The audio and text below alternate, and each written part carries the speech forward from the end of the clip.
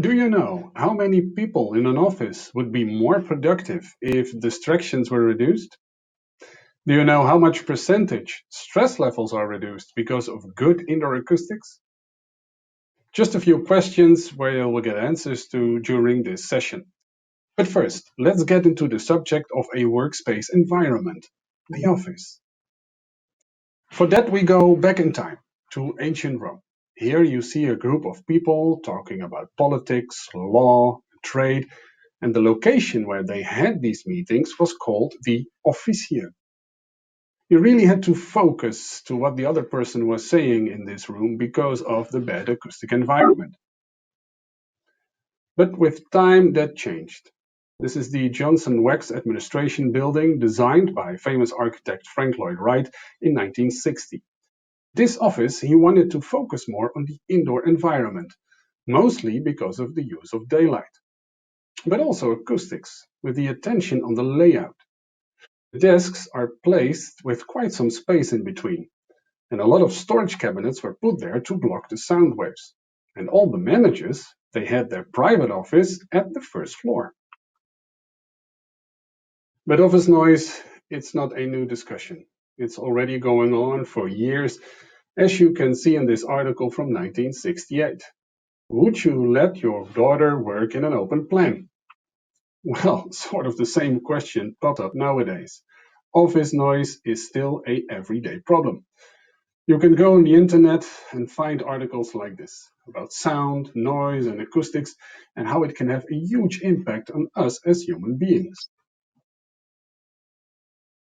But still, with the design of an office, we want it to look good rather than that it sounds good too. Like this co-working office in Prague, for example. A lot of hard, smooth surfaces and materials used that will reflect all the sound waves, which negatively impacts the indoor acoustic environment. And because of bad acoustics, you can have up to 66% decrease of productivity. This is why 78% is negatively influenced by noise at their workplace. And on an average, 1 hour per day is wasted because of conversational distractions.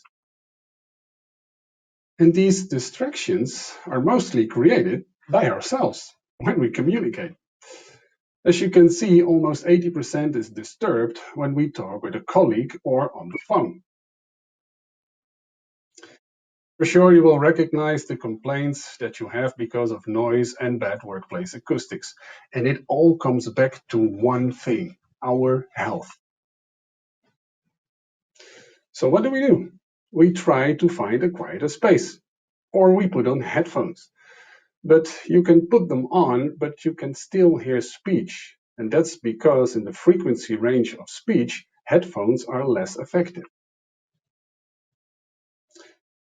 Here you see the results from a research on how do we spend our time at work, alone or with colleagues.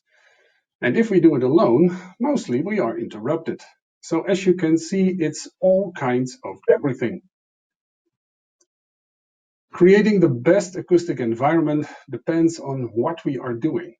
This is what we call the 4 C's: contemplation, collaboration, communication, and concentration. And every one of them has its own acoustic requirements. Here you see an office space from the Netherlands, where they try to create the right balance for those 4 C's. A really good indoor acoustic environment.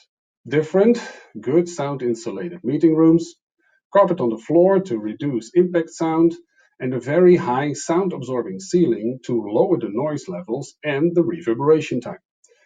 And because of this improved acoustic environment, you can have up to 27% reduction in stress levels. It doesn't always have to look like a standard office. You can have design freedom if you want and create this urban design. For example, this office in Wrocław, Poland. Workspace environment with less noise. You make fewer mistakes, you are more creative and also more productive. There is no one-size-fits-all solution for offices. There are many things to consider when designing an office. Not only the type of work, but also the people. Are they introvert or extrovert, a baby boomer or a millennial? Then there is the space itself, the size, the shape, the office layout. It all relates to each other. Then we have to take into account the acoustic parameters. So everything together is quite challenging. And we as Rockfon can help you with a lot of these challenges. This session, I want to give you something to think about. A phrase from a poem from the British poet John Clare. Crowded places, I shunned them as noises too rude, and fled to the silence of sweet solitude. I hope that you enjoyed this session, that you learned something. If you still have any questions, just reach out to me. You can see my email address here, or to one of my local colleagues. Thank you very much for your attention. Until next time.